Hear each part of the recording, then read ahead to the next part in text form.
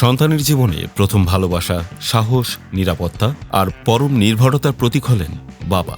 প্রতি বছর জুন মাসের তৃতীয় রোববার বিশ্বজুড়ে গভীর শ্রদ্ধায় পালিত হয় বাবা দিবস। বিশ্বের বিভিন্ন দেশের মতো বাংলাদেশেও এই বিশেষ দিনটি কাটে গভীর আবেগে। এবারের বাবা দিবসের সামাজিক যোগাযোগ মাধ্যমে দেশের ছবি জঙ্গলের এক ঝাঁক জনপ্রিয় তারকা তাদের জীবনের সবচেয়ে গুরুত্বপূর্ণ মানুষটিকে নিয়ে ভাগ করে নিয়েছেন চেনা অচেনা নানা স্মৃতি। চোখের জল আর বাবার শেখানো আদর্শের গল্পে তৈরি হয়েছে এক আবেগঘন আলো।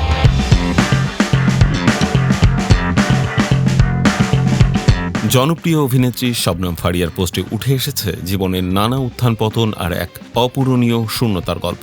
ফারিয়া লিখেছেন, জীবনে অসংখ্য ধাক্কা, না পাওয়া আর ধোকার গল্প থাকলেও তার জীবনের সবচেয়ে সুন্দর গল্পটি গড়ে উঠেছে তার বাবাকে কেন্দ্র করে, যিনি তাকে আকাশে স্বাধীনভাবে ডানা মেলতে শিখিয়েছিলেন। কোনো চাওয়া কখনো অপূর্ণ রাখেননি। বাবার মৃত্যুর পর তৈরি হওয়া সেই চিরন্তন শূন্যতার কথা জানিয়ে ফারিয়া বলেন, তার দাদি তাকে ছেলের কলিজা বলে ডাকতেন, কিন্তু দাদু হয়তো জানেন না বাবা চলে যাওয়ার সাথে সাথেই তার নাতনির কলিজার এক অংশ হারিয়ে গেছে, যা এই জীবনে আর কখনোই পূরণ হবে না।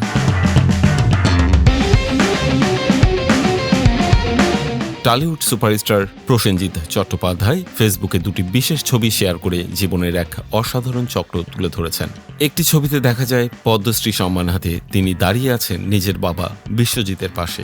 অন্য ছবিতে একই সম্মান নিয়ে তিনি ফ্রেমবন্দি হয়েছেন নিজের ছেলে মিশুকের সাথে। প্রসেনজিৎ জানান, সময়ের সাথে সাথে সব বদলালেও বাবার ভালোবাসা কখনো বদলায় না।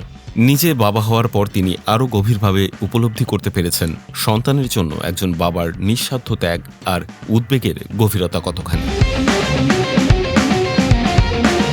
নন্দিত কণ্ঠশিল্পী ফাহমিদা নবী বাবা দিবস ও বিশ্ব সঙ্গীত দিবসের এক অপূর্ব সংযোগে স্মরণ করেছেন তার প্রয়াত পিতা কিংবদন্তি সঙ্গীত শিল্পী মাহমুদুন নবীকে। তিনি লিখেন, বাবা আমার আয়না, আমি আমাকে দেখি সেই আয়নায়। অন্যদিকে অভিনেতা তৌসিফ মাহবুবের গল্পটি ছিল এক চরম বাস্তবতার। তৌসিফ জানান, যখন তার বাবার মাসিক বেতন ছিল মাত্র ৮,০০০ টাকা, তখন তিনি নিজের বাস্তবতার কথা না ভেবে ৪,০০০ টাকা বেতনে ইংলিশ মিডিয়াম স্কুলে ছেলেকে ভর্তি করিয়েছিলেন। তৌসিফের ভাষায়, তার বাবা শুধু প্রথম শিক্ষকই নন, তিনি তাকে সীমাবদ্ধতার ভিতরে থেকেও অসীম চিন্তা করার সাহস জুগিয়েছেন।